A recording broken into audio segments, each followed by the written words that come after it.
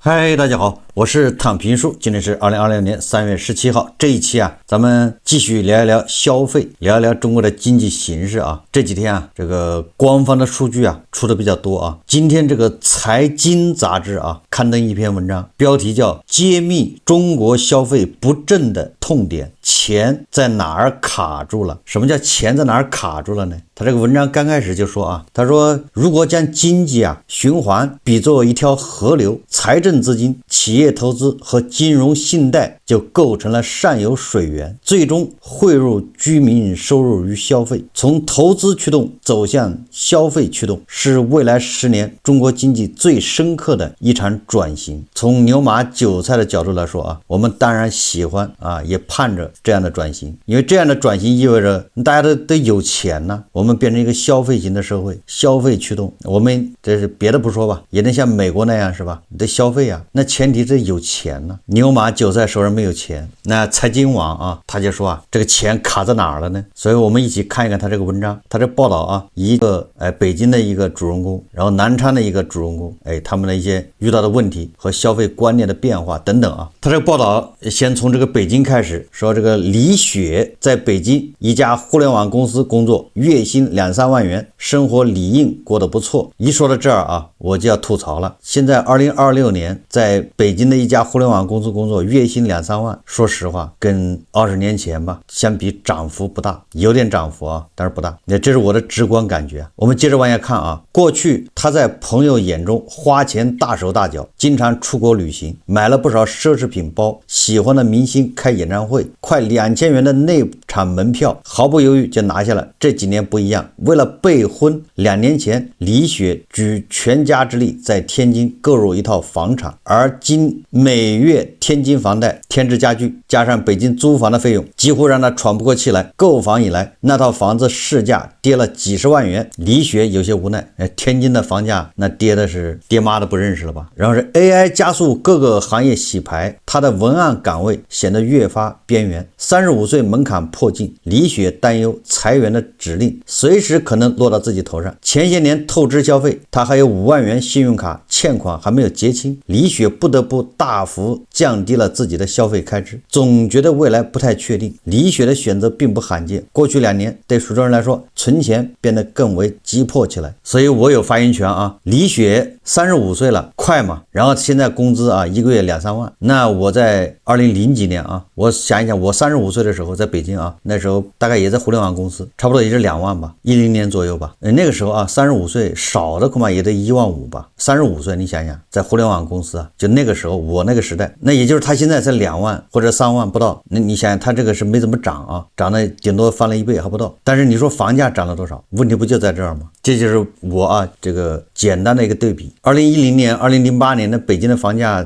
反正通州只有几千块，对吧？还没到1万，只有几千块钱。但是现在你看看，它就是跌了吧？它现在也有3万吧。这文章说中国居民储蓄规模持续上升，尽管中长期定存利率已普遍降至1%以下。根据中金公司测算，2020年居民定期存款到期规模75万亿元，其中1年期及以上存款到期67万亿元，同比增幅高达17%。一种看似矛盾的局面正在出现，宏观经济还在增长，但普通人的收入体感和消费意愿似乎并没有同步增强。而过去几年，全国两会几乎不可避免提到同一组关键词，叫扩内需、提振消费。2020年政府工作报告再次提出实施提振消费专项行动，安排2500亿元超长期特别国债支持消费品以旧换新，并设立1000亿元财政金融协同促内需专项资金。消费被寄望于中国经济增长的主引擎，但同时近年来居民存款规模持续上升，家庭部门的储蓄倾向依旧明显。中国人民银行1月数据，2025年中国人民币存款增加26.4万亿元，其中住户存款增加14.6万亿元。这个还是在牛马韭菜收入下降的这种背景下，住户存款是在急速上升，那只能说明大家勒紧裤腰带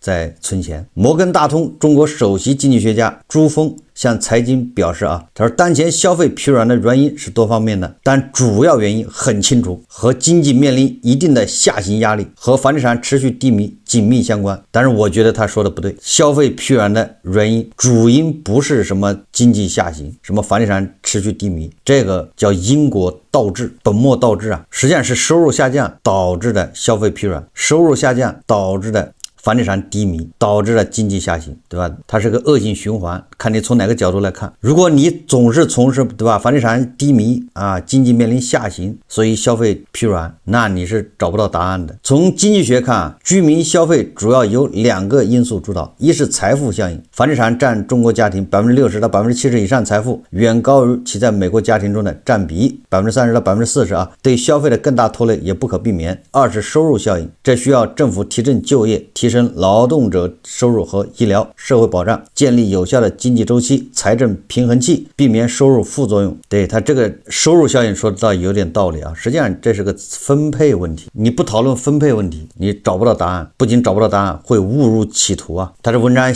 这个接下来说到啊，他说预期卡点，人一旦拥有就怕失去。许东是一位90后，合着丈夫的收入，夫妻年薪到手50万元，在江西南昌不算低。夫妻俩啊，家庭一年收入到手50万，那不要说在南昌了，在北京上海也不低啊。两人公积金每月1.1万元，扣除3600元房贷，每月能剩下不少钱。前段时间许东算了笔账，2025年房贷花了4万多元，买衣服花了8000元，女儿4岁多还不怎么报兴趣班，一年大概花4万元，水电燃气费加上保险、吃饭、过节送礼等开销，全年一家花了33万元。最贵一笔消费是旅游，每年3-4次长途旅游，周末2天短途旅游，总共花费2万元。3-4次长途旅游，周末2天还短途旅游，一年才花2万元，那就够节约的吗？许东和丈夫在公司解决1日3餐，日常支出非常少，花费几乎是刚需。但许东觉得焦虑越来越严重，可能人一旦拥有就怕失去。现在对比刚毕业时，这份收入对我来说并没有那么开心，这或许是许多中产家庭的缩影，愿意消费但非常理性。中产家庭非必要不花钱背后更深层的原因是人们对未来收入和就业稳定性的预期正在发生变化，这倒事实啊。这让我想起了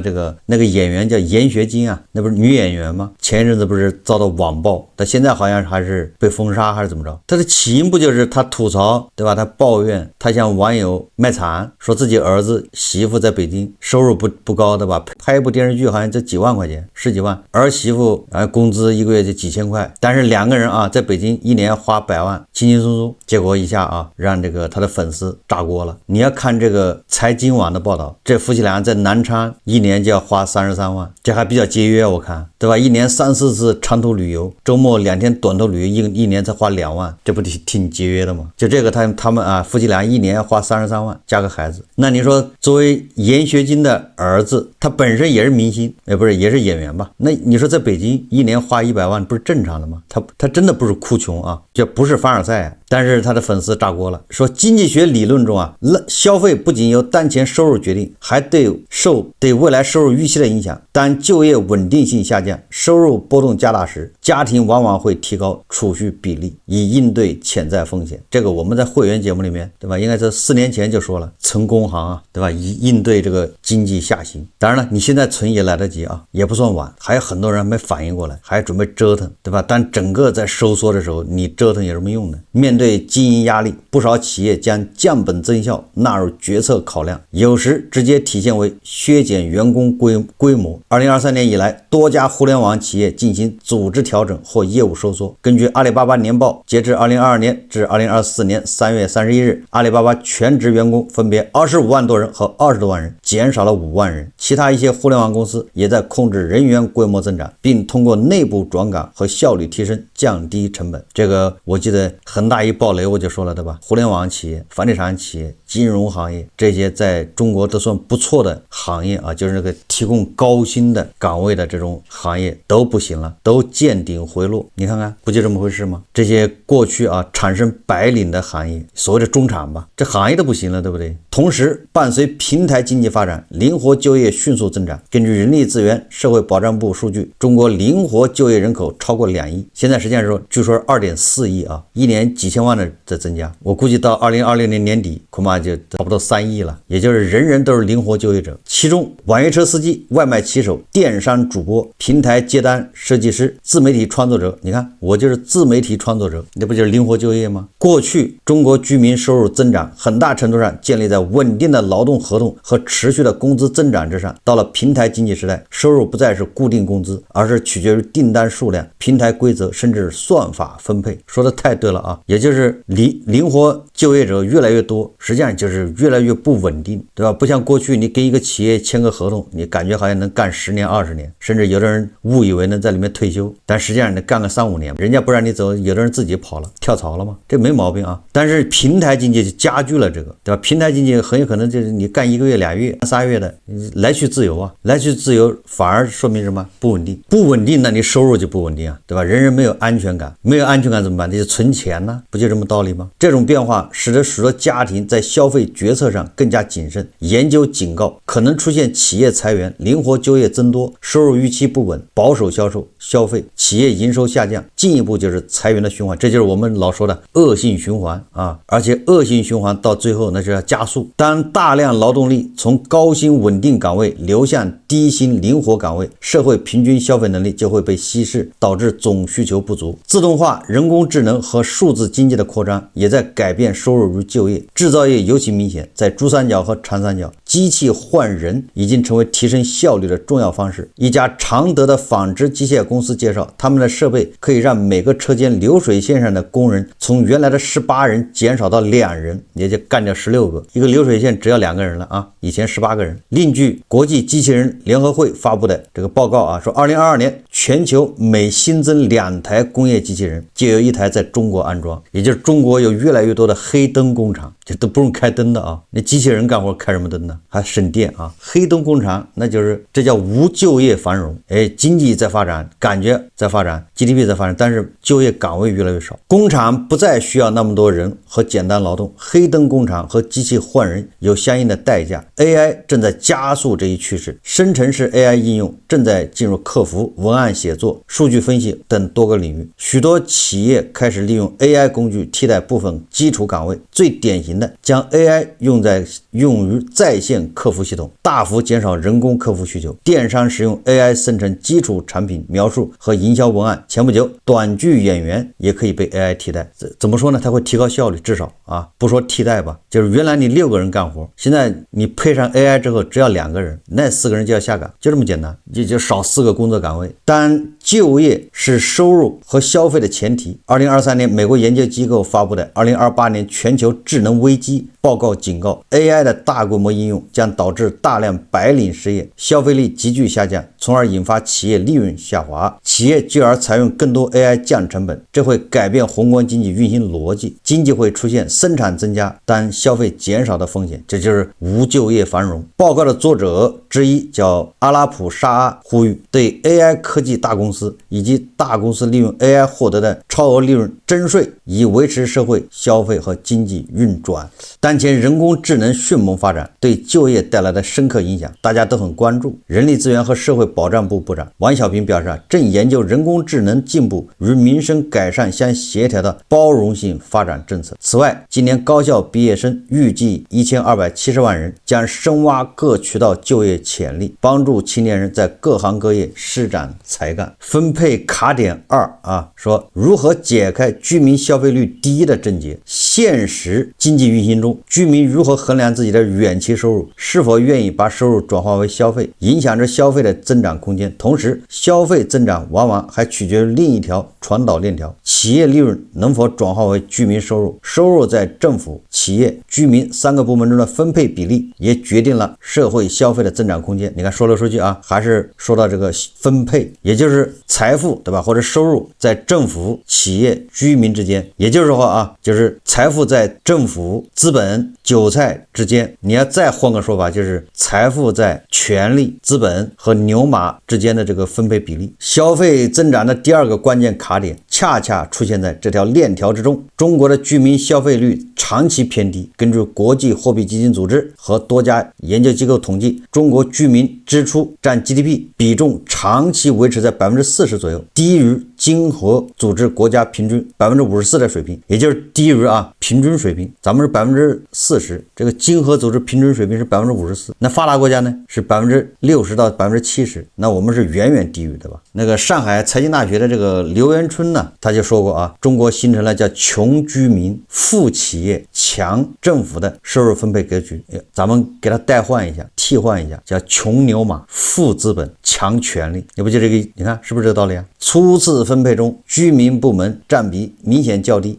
居民部门就是牛马呀，占比 60.6%， 较世界平均水平低 5.5个百分点。企业部门就是资本占比为 24.7%， 较世界平均水平高 5.6个百分点。政府部门占比 14.7%， 较世界平均水平高 0.1个百分点。说实话它这个企业和政府，我也不知道它怎么算的，它的口径是什么？因为咱们好多企业就是政府，你比如说中国铁路总公司，那它不就是政府吗？中国烟草公司，它不就是政府？那到底算企业算政府啊？所以说它这个口径你不知道它怎么算的。如果说把它改一下，对吧？改成企业分成民营经济、国有就算政府。你这么样一分的话我就可以肯定的说当然我没有数据就是居民部门比世界平均低 5.5个百分点，企业部门那也会比世界平均水平低几个百分点，最后是政府部门比世界高10几个百分点或者20个百分点。你这么一说才能看出问题本质在哪。在制造业和平台经济快速扩张的阶段，大量资本回报被用于再投资和储蓄，而没有转化为工资或居民收入，相当一部分收入并没有最终流向居民消费。中国社会科学院学部委员蔡昉指出，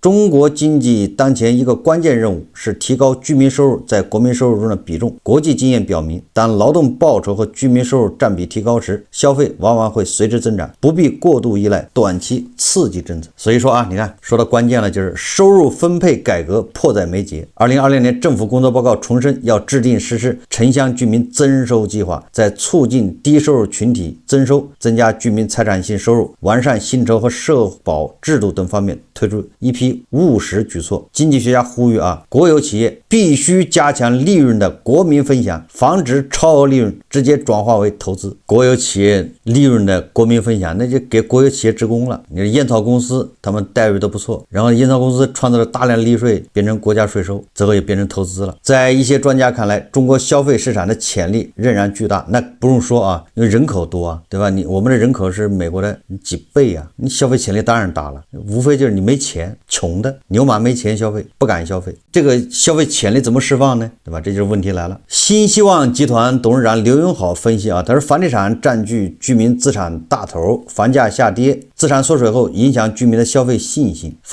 稳房价的实质是稳消费信心。他建议挖掘政策空间，集中出台一批强有力政策，统筹金融、税收、住建等部门同时发力，进一步下调首付比例和房贷利率，对住房交易环节税给予阶段性减免。养老医疗、生育和教育支出等社保体系完善备受关注。社科院教授张毅认为，目前每月300元的普惠育儿补贴对低收入家庭是杯水车薪，对高收入家庭则缺乏激励。他建议增加一项补充育儿补贴机制，重点向低收入和中低收入家庭倾斜。假设养育2孩3孩，每月最高可获得3800元补贴，几乎能抵上一位农民工的月收入。我可以这么说所有的补贴它都是叫本末倒置。你比如说消费补贴是不是本末倒置那补贴是为了刺激这个生产，它是刺激那个什么生产端。你给我补贴2000块钱买冰箱用的，但是我不想买冰箱，你说他为啥呢？他就为啥不能给我补贴2000块钱，对吧？其实我是想买电脑，但是电脑他又不补贴。我这是举例子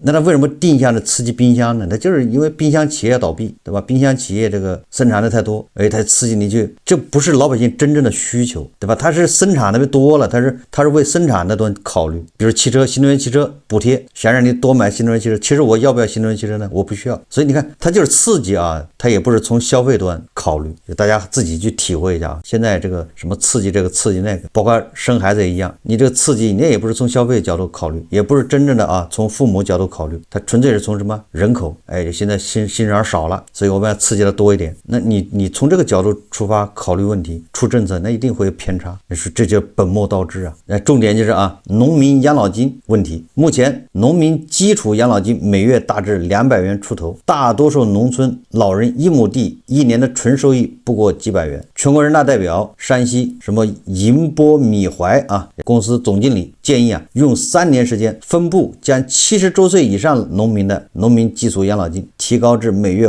500元。这一群体约5400万人，年新增财政支出2313亿元，仅占全国一般公共预算支出0.83%。我觉得这个是可以执行的啊，对吧？你70周岁以上的，他都活不了多少年了。完了，这70周岁以上也不多，是吧？一共才5000多万，给他提高到500元一个月，这个完全合理啊。但是就不做，为什么呢？没钱。但是你要说没钱吧，对吧？他修路、修桥，那都是几百亿的投，他有钱，对吧？修广场叫什么老干部活动中心有钱，所以这说来说去都是分配问题啊。不少专家指出啊，提升农民养老金有利于缓解进城务工的子女的老人抚养压力，促进农民工群体消费潜力的释放。如果农业转移人口缺乏稳定的公共服务和社会保障，其消费能力和消费意愿都会受到限制。而中国消费潜力的重要来源之一，正是不断扩大的城市化人口。这些道理都懂，问题是钱从哪儿出，对吧？我们不能就是无限制印钱，你要印钱的话那就完了。那也就是说来说去是这个蛋糕怎么分的问题，给这儿多切一块，原来的那既得利益就少一块，你动既得利益的利益，那不是要人的命吗？所以就是说道理大家都懂，但是就是动不了。年年开会的吧，都有专家的呼吁，我看连胡锡进都呼吁啊。那胡锡进呼吁啊，说要提高农民的这个养老金，那就是说这叫诛心之问呐。就是胡锡进老师他的退休金少3000一个月行不行？如果提高农民养老金啊，如果他说可以，对吧？这帮老干部都说行，那这个事情就好办了，不就这意思吗？因为你不能印钱，对吧？你还是蛋糕怎么分的问题，这儿多了那儿就得少，否则的话，对吧？你要印钱那就是通胀嘛，那就是最后就跟什么，就跟那个阿根廷之前一样，阿根廷改革之前，委内瑞拉之前一样。这文章的第3部分说啊，财政卡点，说强投资，资金如何真正流向居民，也就是政府引导的投资，对吧？那投资的钱你怎么汇集到居民消费者？15规划纲要草案的讨论中，扩大内需和提高居民消费占比被视为重要目标之一，但许多经济学家判断，转型不会一蹴而就，这涉及过去几十年形成的投资驱动经济模式调整，涉及财政体系及产业结构的深层调整。摩根大通中国经济首席经济学家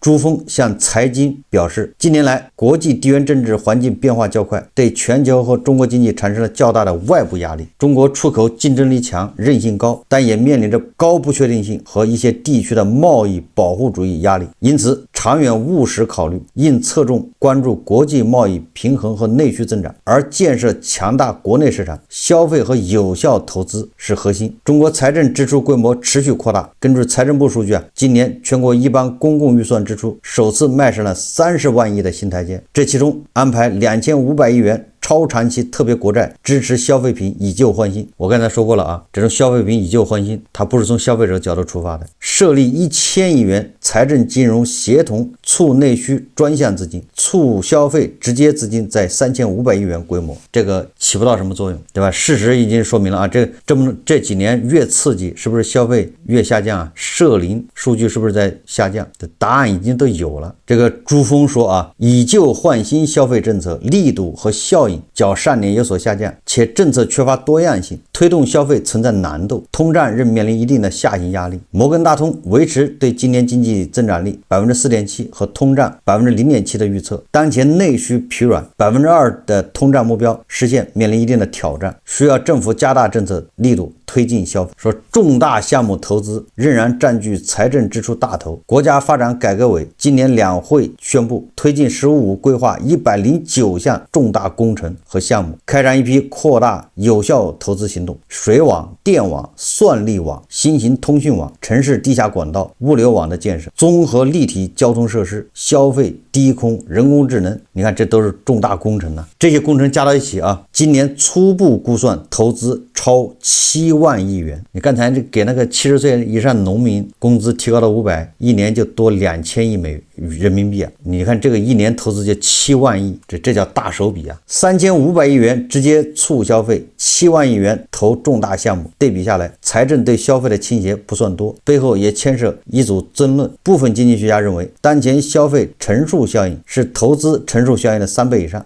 按照有关机构的测算，乘数在农村大于5，在城镇大于3，1元促消费基金可以生产3元到5元的经济循环。这胡说八道啊！我刚才已经说过了，这2年你这什么这个消费刺激的是社零数据一直在下降，增速在下降，就已经证明你这个消费刺激已经是失败政策，还在算这些乱七八糟的。另一部分经济学家强调，就业才是收入和消费长期稳定的来源，因此需要通过有效投资创造更多工作岗位，带动居民收入，从而促进消费。这种通过政府投资基建项目来拉动经济增长的做法，在中国改革开放40年的经验中已得到验证，不可随意偏废。这个说的也不对，我认为啊，就我在以前节目也解释过啊，这种投资啊，在20年前是对的，因为20年前啊，你投20亿搞个项目工程呢，这其中恐怕也10亿就发给这些牛马韭菜变成工资啊，因为那个时候劳动力没那么强，对吧？你一个工地恐怕要1万农民工，那你这20亿投下去啊，你恐怕有10个亿变成农民工的工资或者是工人的工资。农民工拿到工资了，那当然对吧？他本来一天200块，现在一天300了，他的消费就上去了，孩子上学就有钱了。但是现在你看看啊，你都是各种对吧？这个机械化，生产效率越来越高，你一个20亿投下去的工程，它不需要那么多人呢，人越来越少啊，最后它汇集了恐怕就几千个人，那几千个人工资还挺高，还可以，但是人数少啊，对吧？20亿投资里面恐怕真正融入人员的开支、工资恐怕也就对吧3个亿，剩下的钱都变成资本的钱，变成资本的利润，变成政府对吧，或者变成婆罗门的那种灰色收入卡掉了。所以你看你现在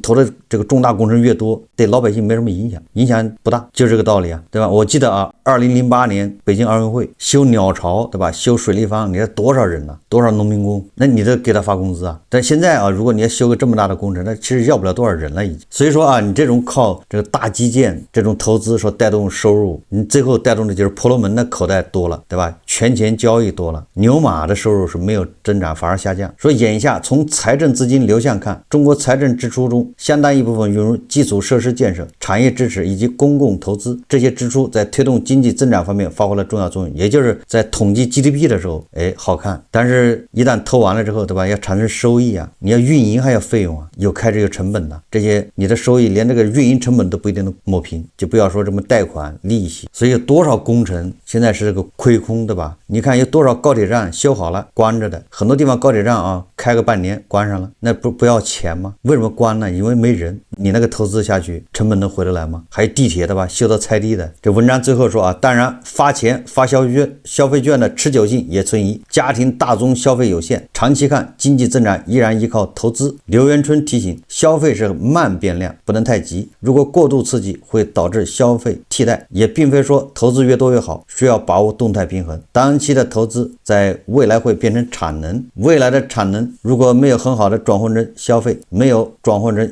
再下一期的投资，经济就会出现萧条，二者需要配合促进。对啊，你现在各种投资对吧，已经产能过剩了，你再投产能不是更加过剩吗？越过剩越卷，越卷不就是又一个恶性循环吗？通缩了吗？要真正的撬动内需，提振居民消费，关键在于打破产品低价格到企业低利润到劳动者低收入的结构性循环，因地制宜发展新质生产力是破题关键。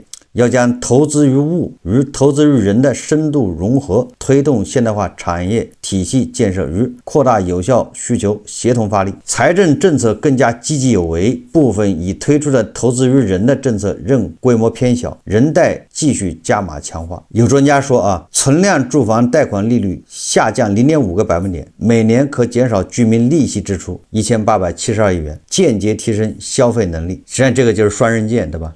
你把这个住房贷款利率下调0.5个点，那银行就琢磨着啊，把存款利率也得下调。因为银行你光下调贷款利息，你不下调存款利息，那银行就要赔钱，对吧？银行就干不下去了。那银行就要下调存款利息，那储户收入少了，那储户不也不消费吗？所以说啊，这玩意都是双刃剑呢。你就知道这玩意问题在哪儿？问题在银行这儿，银行的效率太低。就银行你能不能做到这边贷款利息下调，但是存款利息你还不动，然后你银行的利润也没有下降多少，也就是你银行要提高效率，他做不到啊，因为他是垄断的，对不对？那做不到那就传导，对吧？你让我下降贷款利息，那我就下调存款利息。你贷款这边啊，那个牛马占点便宜，消费也刺激不了多少，但是那边的储户也是牛马受损失，他更不消费了，不是一个道理吗？所以说这个专家就支招啊，他没有支到关键上面，所以他就问题百出啊，就是如何既要降低贷款利息，又不动存款利息，或者尽量少调存款利息，然后又要保证银行的利润不要有太大的下降，那就要求银行的能力提升，效率提升，但是银行做不到这个。一言以蔽之啊，消费不仅是一个需求问题，更是中国经济结构的结果。但就业更稳定，收入分配更均衡，社会保障更完善，居民自然更愿意消费，但财政资金更多流向居民部门，而不是停留在产业链上游，消费也会成为经济增长更持久的动力。这个说的我觉得挺好的啊，但问题是为什么钱在上游它下不来呢？到不了韭菜手上，卡住了，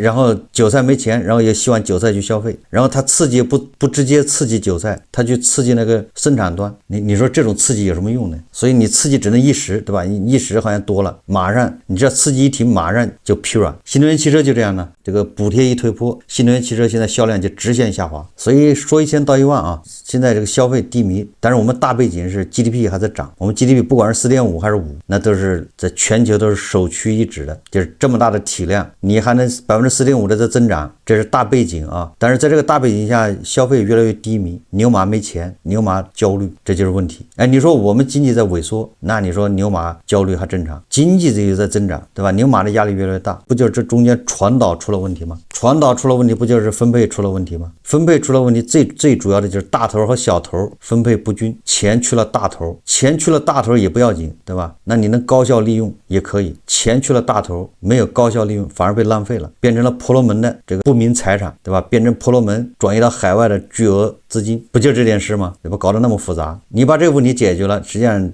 资金高效周转，那你就大头多分也不要紧，那就你大头多分呢，你就相当于北欧嘛，搞这种高福利社会嘛。哎，北欧的这个税是很高的啊，那不要紧，那人家税收了，人家高福利啊。所以我们最大的问题是钱大量的去了大头那儿，浪费掉了。所以在哪个行业都会出现这个问题，各行各业啊，你比如以房地产为例吧，咱们天天聊房地产，这个还回到我们节目刚开始的时候，10几年前互联网企业工资，对吧？和现在相比，现在只涨了2倍不到，但是你房价涨了多少啊？它不就脱节了吗？这就是我说的房价要跌的原因啊。你脱节了怎么办？你又指望韭菜去买，对吧？韭菜的收入涨幅又没有房子涨幅大，他怎么买？如果房价涨幅和韭菜收入涨幅差不多，那你房价怎么会跌呢？它一定会维持一个平衡，你不买别人会买。那房价为什么会涨呢？不就是地价涨吗？因为那个建筑材料其实没怎么涨啊，对吧？涨得也不多，那个房价60%、70%的钱是流入政府的口袋，是这样的吧？就是你说1万1平的房子，那可能把7000也流到政府口袋。这按理来说这7000政府收走了，那你怎么提高韭菜收入啊？